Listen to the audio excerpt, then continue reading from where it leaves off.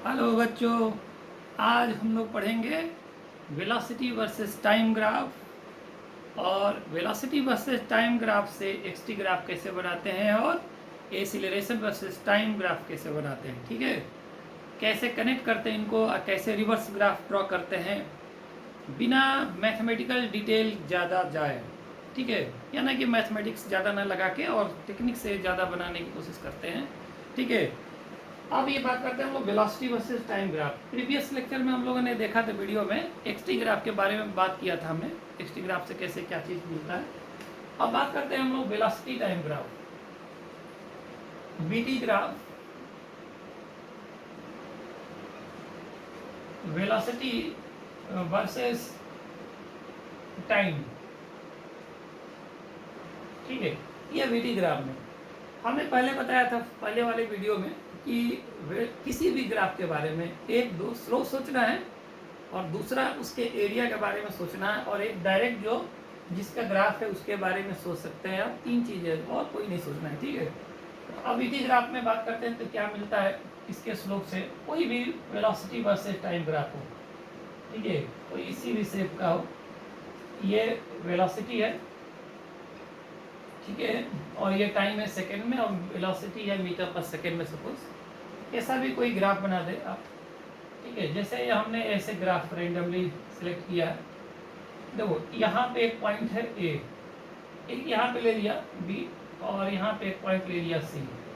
ठीक, सबसे पहले बात करते हैं तो वेलोसिटी किसी टाइम इंस्टेंट पे क्या है इसका डायरेक्ट एक आइडिया मिलेगा। ठीक, पहला जैसे आपको चाहिए कि इस इंस्टेंट पे क्या वेलोसिटी है तो डायरेक्ट स्केल से रीड कर लेंगे आप, अगर ग्राफ दिया रहता है क्वेश्चन में तो। ठीक है, पूरा स्केलिंग होगा और इस इंस्टेंट पे क्या वेलोसिटी है ये आप डायरेक्ट पा सकते हैं। तो एक हो गया डायरेक्ट पाने वाली चीज़ है। ठीक है, दूसरा होता है हमने कहा कि स्लोप और तीसरा एरिया के बारे में बात करते हैं। ठीक है, सबसे पहले बात करते हैं स्लोप। इसका जो स्लोप होगा, स्लोप हमें पता है क्या होता है। तो स्लोप ऑफ वीटी ग्राफ जिस पर वाई एक्सिस पे वेलोसिटी होगा और एक्स एक्सिस पे टाइम स्केल होगा, तो ये जो स्लोप होगा इस ग्राफ का ये होगा tan थीटा। और ये मैथमेटिकली हम लोग जानते हैं कि इसी को हम लोग बोलते हैं rate of change of velocity with respect to time. और ये हमें पता है कि इसे एक्सीलरेशन बोलते हैं, इंस्टेंटेनियस एक्सीलरेशन आप कहिए। ठीक है, या सिर्फ एक्सीलरेशन है। एक तो डायरेक्ट आइडिया लग गया कि स्लोप tan थीटा ही एक्सीलरेशन होता है, एक्सीलरेशन ही tan थीटा होता है, लेकिन किस ग्राफ पे, वेलोसिटी वर्सेस टाइम ग्राफ पे। ऐसा नहीं कि किसी भी ग्राफ में कर देंगे कि स्लोप पे एक्सीलरेशन होता है, ऐसा नहीं है। ये हमें याद रखना होगा, ये अपनी रिस्पॉन्सिबिलिटी है। ठीक है, कि वेलोसिटी वर्सेस टाइम ग्राफ होना चाहिए। तो dv/dt मतलब कि इसको मैथमेटिकली क्या रीड करते हैं, rate of change of velocity with respect to time, this is acceleration. फिर वही बात है, जहाँ पे स्लोप पॉजिटिव होगा एक्सीलरेशन पॉजिटिव होगा। जिस इंस्टेंट पे स्लोप, ठीक है, टेंजेंट लाइन ड्रॉ करेंगे और यहाँ पे स्लोप देखेंगे कि निगेटिव है कि पॉजिटिव है या जीरो है। जैसे ऑप्टिव्स एंगल ये अगर बना रहा है ये टेंजेंट लाइन, तो स्लोप जानते हैं कि निगेटिव होता है। एक्यूट एंगल बनाएगा 90 से कम, ठीक है, टेंजेंट लाइन, तो स्लोप पॉजिटिव होगा तो एक्सीलरेशन भी पॉजिटिव होगा यहाँ पे। और जैसे कि यहाँ पे देख रहे हैं कि स्लोप जीरो है क्योंकि एंगल जीरो बनेगा, और यहाँ पे स्लोप देख रहे हैं कि 90 डिग्री से कम एंगल बन रहा है तो स्लोप क्या आएगा, पॉजिटिव आएगा। ठीक है, तो यहाँ पर डायरेक्टली बता सकते हैं कि what is the nature of acceleration at point A B and C. ठीक है, तो ए पे एक्सीलरेशन का जो नेचर होगा वो निगेटिव है। ठीक है, और बी पॉइंट पे एक्सीलरेशन जीरो है और सी पॉइंट पे एक्सीलरेशन जो है वो पॉजिटिव है। ठीक है, तो स्लोप से डायरेक्ट आइडिया मिल गया dv/dt का। ओके, tan थीटा का आइडिया लग गया। अगर हमें एंगल किसी वजह से, जैसे यहाँ पे जीरो पता है वैसे यहाँ भी कुछ पता होता, तो tangent of that angle value निकाल लेंगे और ये हमें पता होना चाहिए। tan थीटा नहीं तो कम से कम sin theta upon cos theta idea होना चाहिए, एंगल जो भी दिया होगा उसके हिसाब से निकाल लेंगे। मान लीजिए हमने कहा कि आप 90 डिग्री से कोई एंगल कम बन रहा है, सपोज करो किसी ग्राफ में 60 डिग्री दिया है, तो tan 60 डिग्री की वैल्यू ही एक्सीलरेशन की वैल्यू हो जाएगी। ठीक है, तो ये चीज़ें बिल्कुल डायरेक्ट हैं और ये डायरेक्ट पा रहे हैं। ठीक है, ये बात तो सीधी है। अब दूसरी तीसरी बात कर रहे थे हम लोग कि बीटी ग्राफ का एरिया। अब एरिया पे आते हैं, तो मैथमेटिक्स में हम लोगों ने थोड़ा सा पढ़ा था मैथमेटिकल टूल्स में आइडिया रहता है इस बात का कि area under Y X graph, ठीक है, area bounded on X axis पे बात करेंगे, ठीक है। तो किसी भी x के लिमिट में x1 से सपोज करो x2 है जो भी है, तो उसमें एरिया जो बाउंडेड ग्राफ का होगा पूरा, उसको हम कैसे रिप्रेजेंट करते हैं, ये आइडिया है कि इंटीग्रेशन से रिप्रेजेंट करते हैं, ठीक है। तो उसमें आते हैं और फिर देखते हैं कि उससे क्या पता चलता है वेलोसिटी वर्सेस टाइम ग्राफ में। ये स्लोप का मैटर हो गया। स्लोप से जो चीजें निकल गई। अब हमें बात करते हैं कि वेलोसिटी होता है rate of change of position with respect to time, dx by dt। आप इसे ऐसे लिख सकते हो dx v dt। Velocity time का कोई फंक्शन रहा होगा, ठीक है, या तो कोई गिवन फंक्शन रहा होगा या कोई गिवन फंक्शन का ग्राफ रहा होगा, मतलब ग्राफिकल अप्रोच। इसको अगर हम इंटीग्रेट करते हैं, टाइम t1 से t2 तक का बात किया जा रहा है अगर, तो t1 टाइम पे पोजीशन इनिशियल रहा होगा और t2 पे फाइनल रहा होगा। सबको पता है कि ये final position minus initial position, and this is nothing but displacement, और ये इंटीग्रेशन v dt है from t1 time limit to t2। और ये पता है हमें कि इस इंटीग्रेशन को हमें एरिया के बारे में बात करते हैं कि एरिया है bt ग्राफ का। कह सकते हो कि ये एरिया जो होगा और वेलोसिटी वर्सेस टाइम ग्राफ, ठीक है, और ये टाइम स्केल पे एरिया बाउंड करेंगे ऑन टाइम स्केल, जहाँ भी टाइम एक्सिस होगा वहाँ पे एरिया बाउंड करना है, ये याद रखना है, ठीक है। और ये पता है कि ये डिस्प्लेसमेंट बोलते हैं इसको। अब ये देखो, जब भी किसी वेलोसिटी के सपोज कर यहाँ कोई फंक्शन टाइम का रहा होता, जब भी इंटीग्रेट करेंगे टाइम के रिस्पेक्ट में, तो you will get displacement always. हमेशा आपको मैथमेटिकली जो आउटपुट आएगा वो डिस्प्लेसमेंट ही आएगा। और ये जानते हैं कि displacement can be positive, negative and zero, कुछ भी हो सकता है। ये तो एरिया की बात कर रहे हैं। और एरिया, अब इसको हम समझते हैं अगर थोड़ा सा मैथमेटिकल टेक्निक्स है कि ठीक है, डिस्प्लेसमेंट निकलता है, इंटीग्रेशन करेंगे वेलोसिटी को टाइम के रिस्पेक्ट में, तो क्या हम डिस्टेंस भी कैलकुलेट कर सकते हैं कि नहीं मैथमेटिकली, हमें जैसे क्वेश्चन सॉल्विंग के पर्पज से तो कर सकते हैं। तो क्या टेक्निक इसमें फॉलो करेंगे, जैसे हमने कोई यहाँ पे वीटी ग्राफ बनाया सपोज, तो as a question solving purpose आप इस टूल को यूज़ कर सकते हो और ये ज़्यादा कंफर्टेबल होगा। मतलब आप ज़्यादा मैथमेटिकल डिटेल में अगर नहीं जाते हैं तो सपोज करिए जैसे ये कोई ऐसे हमने एरिया रैंडम बनाया, ये पोर्शन एरिया A1 का है, ये पोर्शन एरिया A2 का है, ये A3 पोर्शन एरिया है, ठीक है, और यहाँ पे जो दिख रहा है ये A4 पोर्शन एरिया है। अब अगर इसमें हमें ई इंटीग्रेशन से बचना है, बेसिकली कह रहे हैं कि एरिया से काम निकाल सकते हैं जहाँ तक कोशिश होगी हम लोग की क्वेश्चन सॉल्विंग में। तो क्या करते हैं, जैसे मान लीजिए कोई आपको कहता है कि भाई देखो इसमें क्या पूछ सकता है आपसे, डिस्प्लेसमेंट, डिस्टेंस और इनसे रिलेटेड मतलब कि एवरेज वेलोसिटी होता है टोटल डिस्प्लेसमेंट अपन टोटल टाइम टेकन, ठीक है, एवरेज स्पीड होता है total distance travelled in given time interval divided by just same given time interval. इनसे रिलेटेड चीज़ें निकालते हैं। तो हम कैसे निकालेंगे, एक तो ऑप्शन है कि आपके पास फंक्शन का आइडिया हो तो इंटीग्रेशन करना ऑप्शन होगा। दूसरा है ग्राफिकल एरिया से बात करें और कैलकुलेशन कैसे करेंगे। तो यहाँ पे ये है कि अगर मान लीजिए इस एग्जांपल में आपको डिस्प्लेसमेंट कोई पूछ रहा है, ठीक है, तो आप इंटीग्रेशन में न जाओ और यहाँ पे ये कह दो कि इसको कैलकुलेट जब करेंगे वीटी ग्राफ पे, area velocity versus time graph है, ठीक है, तो area is taken with sign. With sign का पर्पज ये होगा कि टाइम स्केल के ऊपर का जो एरिया दिख रहा है आपको, टाइम एक्सिस के ऊपर का एरिया जो भी है, A1 और A3 दो दिख रहे हैं, इनको पॉजिटिव कंसीडर करेंगे, और नीचे का जो दो एरिया दिख रहा है उनको निगेटिव कंसीडर करेंगे, ठीक है। ये समझ लेंगे कि क्यों ऐसा कर रहे हैं, बट ये कह रहा है कि साइन लगा के लिखना जी। तो इसमें क्या हो जाएगा, सीधे सीधे A1 plus A2 minus A3 plus A4 minus, ये एक टूल की तरह फटाफट लिख रहे हैं। ये कह सकते हो कि बिना समझे भी कोई लिख रहा है तो बिल्कुल उसका आंसर तो टू द पॉइंट 100% सही जा रहा है। अच्छा, कोई कह रहा है कि ऐसा करो जी कि आप डिस्टेंस भी इस क्वेश्चन में आप निकाल ही दो, कह रहा है डिस्टेंस निकालना है ना जब, तो ऐसा करो आप कि ये जो एरिया देख रहे थे ना प्लस माइनस कर रहे थे, बिना साइन का ले लो, सब उठा के जोड़ दो। ये A3 है, ठीक है, सारा एरिया को जोड़ दिया उठा के। मतलब कह सकते हो कि इसमें बिना साइन का बात किया है हमने, एरिया जो लिया है वो विदाउट साइन लिया, मतलब ऊपर नीचे का एरिया सब मिलाकर हमने सब जोड़ दिया सीधे स्ट्रेट फॉर्म। तो इसका रीजन तो होगा ही कुछ ना कुछ, फिजिक्स में हर एक चीज़ का कोई ना कोई रीजन होता है, but as a tool use करते हो, ठीक है। आपसे कोई रीजन तो पूछ नहीं रहा, न्यूमेरिकल दिया होता आप सॉल्व करो फटाफट, ठीक है। अब इसमें क्या है कि देखो यहाँ एक है क्या बेसिकली, देखो यहाँ जीरो से वेलोसिटी स्टार्ट हुआ है, वेलोसिटी धीरे धीरे बढ़ी है, मैक्सिमम हुई है, फिर कम हुई है, यहाँ जीरो हुई है, इसके बाद नेगेटिव है। ऊपर के रीजन में वेलोसिटी देख रहे हो कि पॉजिटिव है, ठीक है। और ये जो कुछ भी बात कर रहे हैं हम लोग फॉर स्ट्रेट लाइन मोशन के लिए बात चल रही है अभी, ठीक है। स्ट्रेट लाइन मोशन में हम लोग डिस्कस कर रहे हैं, प्रीवियस लेक्चर में भी हमने किया था वीडियो में।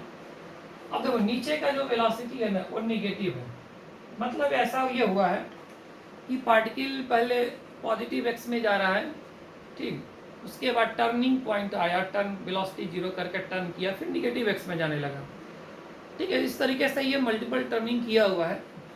देखो यहाँ से क्या हुआ, यहाँ पे गया वेलोसिटी, यहाँ पे फिर से जीरो हुआ, वेलोसिटी निगेटिव मतलब डायरेक्शन यहाँ रिवर्स कर रहा है, ठीक है। फिर यहाँ पे वेलोसिटी उल्टे डायरेक्शन में मैग्नीट्यूड वाइज बढ़ रही है, मैक्सिमम हुई है, फिर कम हो गया, फिर रुका है, फिर टर्न करके डायरेक्शन बदल दिया, मतलब कुछ ऐसे जा रहा है। मतलब सपोज करो 20 मीटर आगे गया तो 5 मीटर 10 मीटर पीछे आ रहा है, फिर 10 मीटर आगे जा रहा है।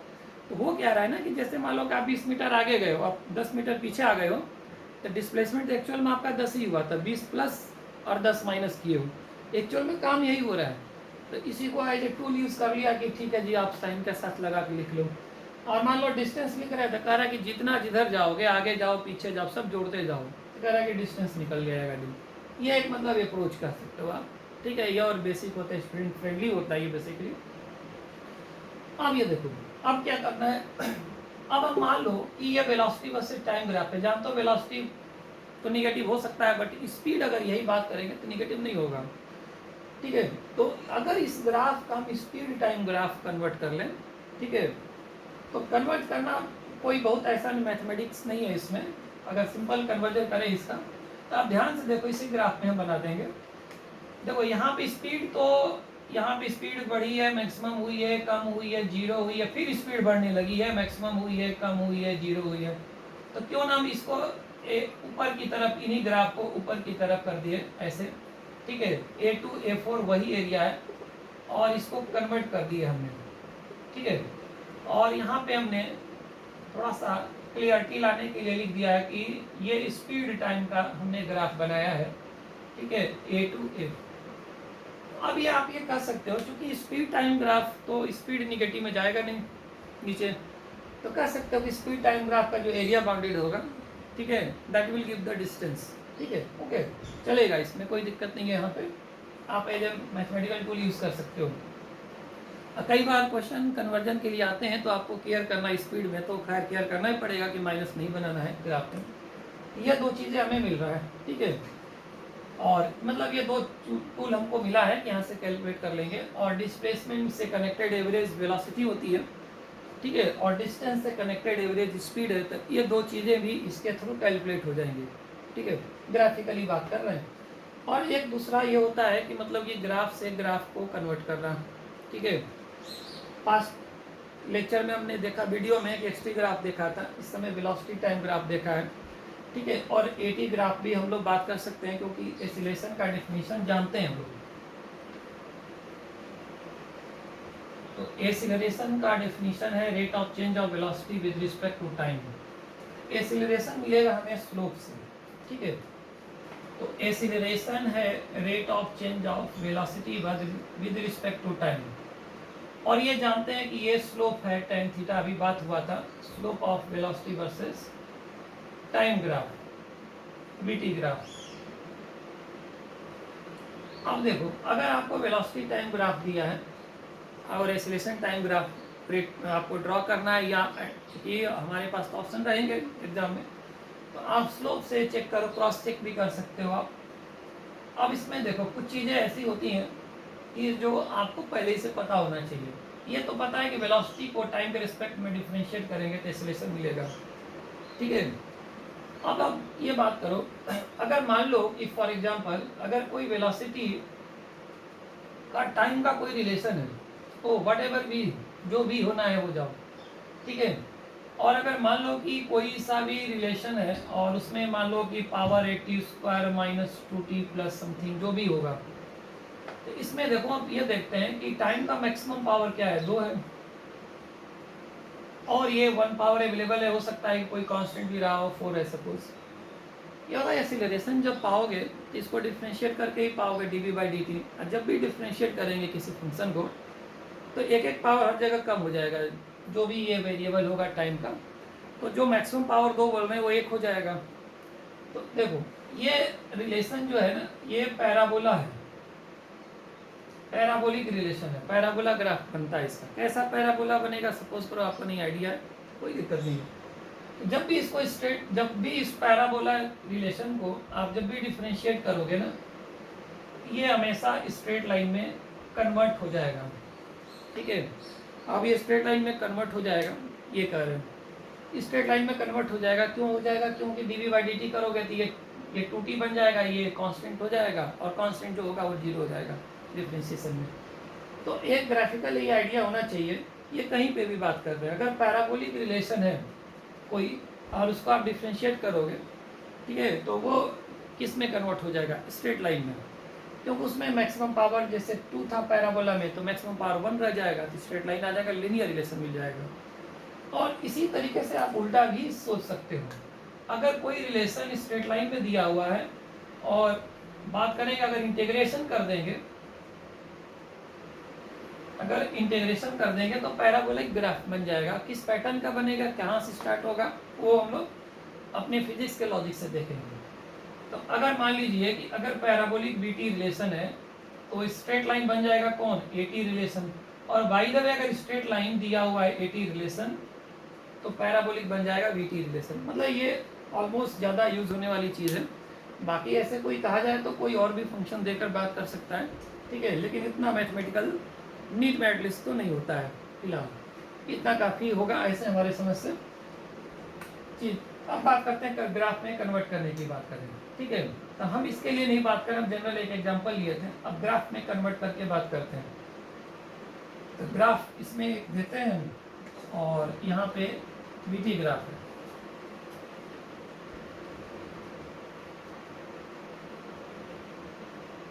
और मान लो कि अगर ये बीटी रिलेशन सपोज करो कि स्ट्रेट लाइन होता तो लीनियर होता, डिफरेंशिएट करेंगे, ठीक है, तो जो मैक्सिमम पावर 1 था लीनियर रिलेशन में वो 0 हो जाएगा, मतलब वो 1 हो जाएगा, t की पावर 1 t की पावर 0 हो जाएगा, 1 हो जाएगा, तो कांस्टेंट आ जाएगा। एकदम सीधा पता चल रहा है इसमें।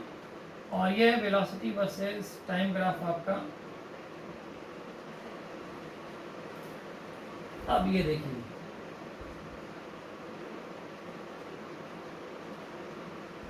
हमने एक ऐसे बनाया, ये है पैराबोला,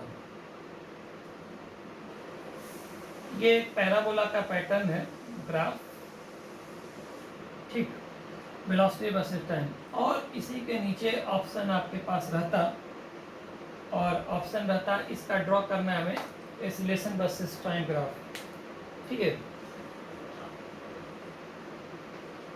इसे मिटा देते हैं और ऊपर स्पेस बनाते हैं और ऊपर ही ड्रॉ करने की कोशिश करेंगे, ठीक है, या आप साइड में भी कर सकते हैं। यहाँ पे अलग से थोड़ा सा क्लियरिटी रहेगी। Eighty graph, acceleration versus time graph, reverse भी बात करेंगे। अब ये देखना, हमको वेलोसिटी टाइम से एक्सीलरेशन टाइम पाना है। अभी हमने क्या बोला कि पैराबोला के रिलेशन है तो अगला स्ट्रेट लाइन आ जाएगा डिफरेंशिएट होते ही। मतलब देखो ये कन्फर्म है कि स्ट्रेट लाइन आएगा। अब कौन सी लाइन होगी, कहाँ से शुरू होगी स्ट्रेट लाइन, कैसे देखेंगे? ऑप्शन दिया रहेगा 4, तो देखो स्ट्रेट लाइन के अलावा कोई भी ऑप्शन अगर ऑप्शन है वो तो रॉन्ग है, टोटली डिलीट कर देंगे। मान लो कि बनाने वाला ज़्यादा होशियार है, ठीक है, ज़्यादा बातों को घुमाता है, इनडायरेक्ट करता है, चारों ऑप्शन में स्ट्रेट लाइन है चारों, तो ये भी कंफर्म हो जाएगा इसमें से कोई एक है, क्योंकि चारों स्ट्रेट लाइन है। जो आप सोच रहे थे तो पहले ही बता दिया उसने, लेकिन अब कौन सी लाइन सही होगी, बस इसमें ज़्यादा नहीं करना है आपको। लाइन बनाने के लिए, स्ट्रेट लाइन बनाने के लिए कितने पॉइंट्स की जरूरत है, 2 डॉट चाहिए आपको, बस 2 पॉइंट चाहिए, आप मिला दो स्ट्रेट लाइन तैयार हो जाएगी। बस इसमें ये देखो 2-3 जगह पर टारगेट किया जाता है। जैसे यहाँ पे स्लोप को देखो, क्योंकि यहाँ पे हमें देखना क्या है, हमको एसिलेशन को देखना है dv/dt, मतलब स्लोप ऑफ bt, ठीक है, ऑफ bt ग्राफ। स्लोप यहाँ पे देखो पॉजिटिव है, यहाँ पे स्लोप पॉजिटिव है, मतलब यहाँ पे एसिलेशन जो है पॉजिटिव है। यहाँ स्लोप 0 है, यहाँ पे एसिलेशन टॉप मोस्ट पॉइंट पे t1 इंस्टेंट पे 0 है, और यहाँ पे स्लोप देखो t2 इंस्टेंट पे ऑप्टिक्स एंगल बनने की वजह से यहाँ एसिलेशन जो t2 इंस्टेंट पे देख रहे हो आप, ठीक है, वो निगेटिव है। अब हम कह रहे हैं कि स्ट्रेट लाइन बनेगा और t1 से t2 तक का पूरा स्ट्रेट लाइन ही तैयार करना है आपको, ठीक है।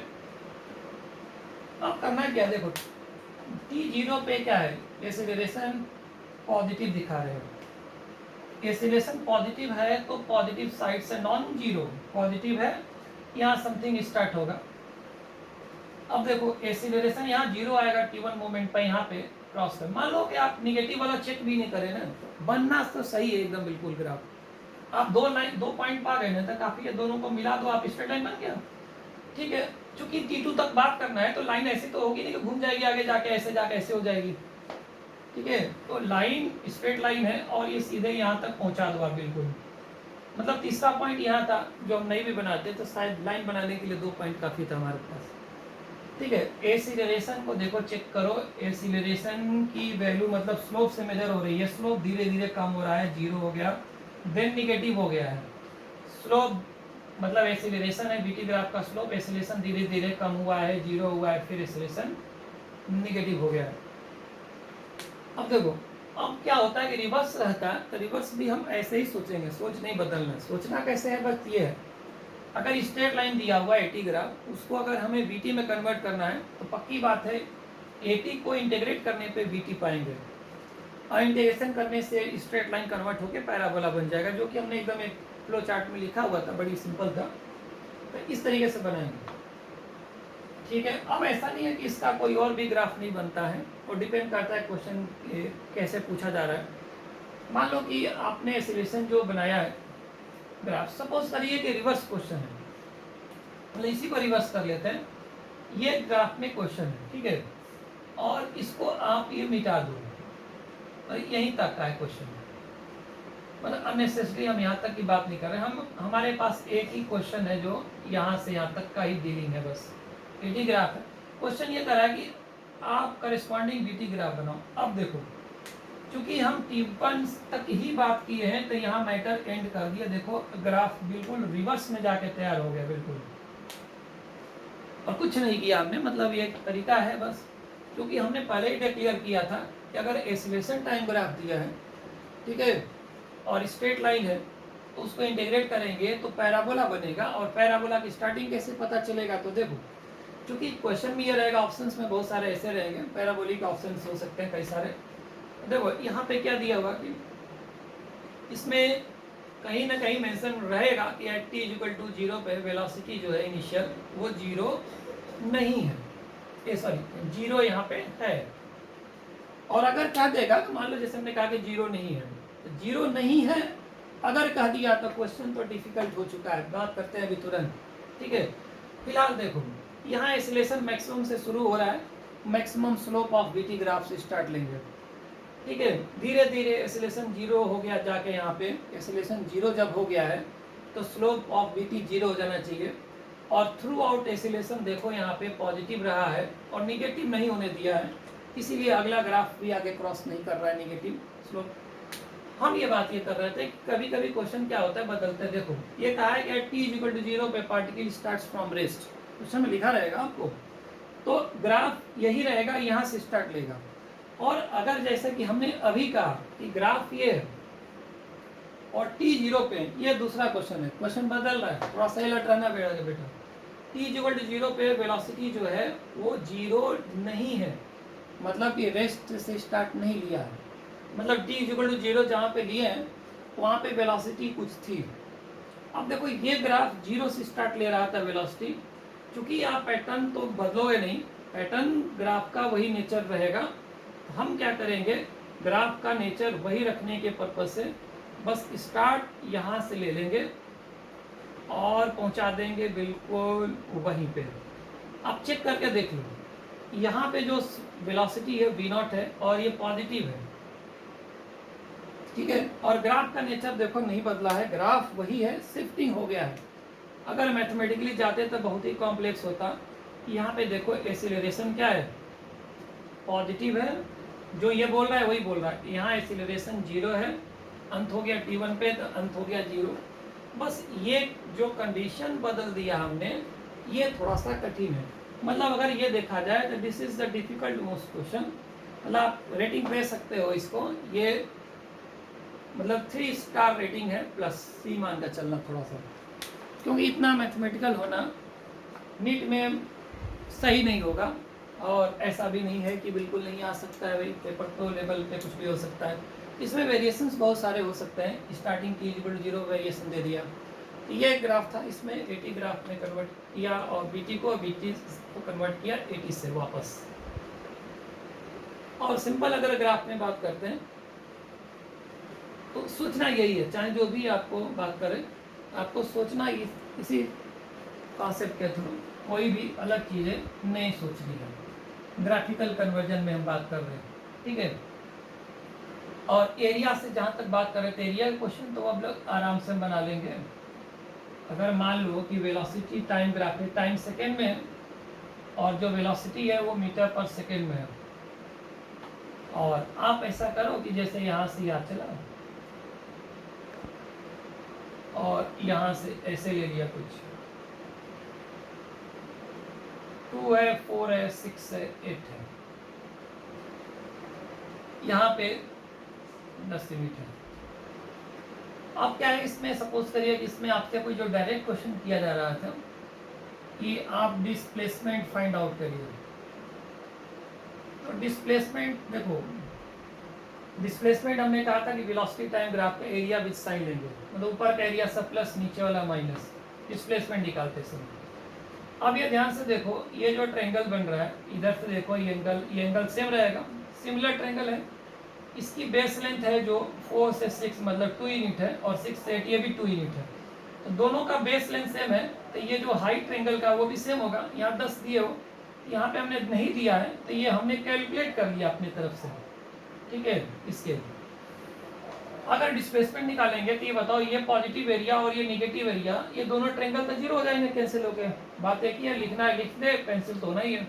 तो हमारे पास बस बचेगा तो इतना ही एरिया जो हम डिस्प्लेसमेंट में दे सकते हैं जब हम। तो ये कितना हो जाएगा, ये 4 यूनिट है, ये 10 यूनिट है, तो रेक्टेंगल का एरिया 40 यूनिट 40 मीटर आएगा। कोई कहेगा नहीं डिस्टेंस बताओ, तो डिस्टेंस के लिए क्या कहा था कि ये तो 10 × 4 हो ही गया, ये वाला एरिया सब उठा के जोड़ देंगे। तो मान लो ये एक ट्रायंगल निकाल लिया, हाफ ऑफ बेस 2 यूनिट है और हाइट कितना है 10 यूनिट है, ठीक है। एक ट्रायंगल है और ये नीचे वाला ट्रायंगल भी, माइनस नहीं लेते हैं डिस्टेंस निकालते समय, इसको डबल कर देंगे तो बात एक ही पड़ा। कितना हुआ, 40 ये रहा और ये रहा 20, 60 मीटर। अब मान लो कोई कहेगा कि 0 से लेकर 8 सेकेंड तक के लिए आप एवरेज स्पीड निकालो, तो distance divided by the time interval of 8 second, average velocity तो displacement upon total time interval, अगर 0 से 8 तक का है तो वहाँ तक। कई बार क्या करते हैं ये लोग, बीच में पूछ देते हैं। बीच में पूछेंगे तो समझ लो कि ये जो स्टार लेवल आपको 1 स्टार लेवल दिख रहा है क्वेश्चन, 1 2 स्टार लेवल, वो सीधे पहुँच जाएगा 4 स्टार लेवल पे। जैसे मान लो हमने अटका दिया बीच में कि 5 सेकेंड, 0 से 5 सेकेंड का तो बता दो भाई, एवरेज स्पीड एवरेज वेलोसिटी बताओ, ठीक है। या यही पूछ दे डिस्प्लेसमेंट डिस्टेंस, तो आपको थोड़ी ज्योमेट्री का हेल्प लेना पड़ जाएगा, सिमिलर ट्रायंगल का ज्योमेट्री यूज़ करना पड़ जाएगा आपको।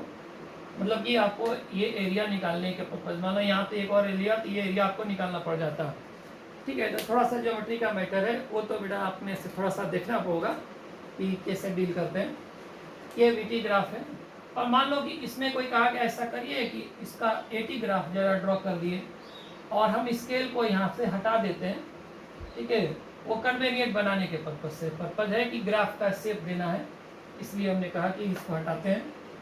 इसका एटी ग्राफ अगर कोई कहे आपसे बनाने के लिए तो आपका सोच वही रहेगा जो पहले आपने सोचा था। Eighty graph acceleration versus time graph अगर इसका ड्रॉ करें बेटा तो क्या करेंगे, बस वही सोचेंगे कि एटी ग्राफ निकालेंगे और बीटी ग्राफ दिया रहेगा तो स्लोप सोचेंगे। अब देखो यहाँ से यहाँ तक वेलोसिटी कांस्टेंट है, ठीक है। ये स्लोप यहाँ पे देखो, इसका स्लोप कैसा है, 0 है क्योंकि थीटा 0 है यहाँ पे।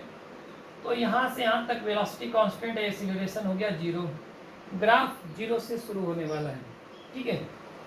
अब ये बात करते हैं जब इसके बाद यहाँ से इंस्टेंट से गया, इस इंस्टेंट पे आते हैं वापस, यहाँ से लेते हैं।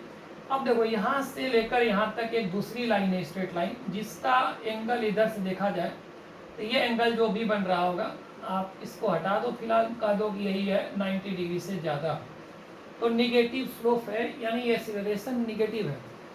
ये एक लाइन है जिसका स्लोप एक ही होगा और निगेटिव होगा और कांस्टेंट होगा। किसी भी स्ट्रेट लाइन का, किसी भी गिवन स्ट्रेट लाइन का स्लोप क्या होता है, जो भी होगा वो कांस्टेंट होगा, ठीक है, चेंज नहीं होगा एक गिवन लाइन के लिए। इसका निगेटिव स्लोप होगा, कांस्टेंट होगा, यानी एक्सीलरेशन कैसा होगा, निगेटिव होगा और कांस्टेंट होगा, ठीक है। तो एक्सीलरेशन ऊपर साइड में बनेगा नहीं, और यहाँ से यहाँ तक के ड्यूरेशन के लिए एक्सीलरेशन क्या रहा है, 0 रहा है, आप दिखा रहे हो। तो बिल्कुल ओवरलैपिंग लाइन की मतलब ये देखे कि हमने कुछ बनाया भी है। और इसके बाद क्या हुआ है, इसके बाद एक्सीलरेशन हो गया है कांस्टेंट एंड निगेटिव। कहाँ से कहाँ तक का मैटर, यहाँ से यहाँ तक का कांस्टेंट है, निगेटिव कोई नॉन जीरो वैल्यू पे है, ठीक है। ये ग्राफ हमने जो इसे बना दिया, ठीक है बेटा, थैंक यू। फिर इसमें हम लोग बात करते हैं रिवर्स, और भी कोई ग्राफिकल है, एटी ग्राफ है जैसे नेक्स्ट वाले में, ठीक है बेटा, थैंक यू।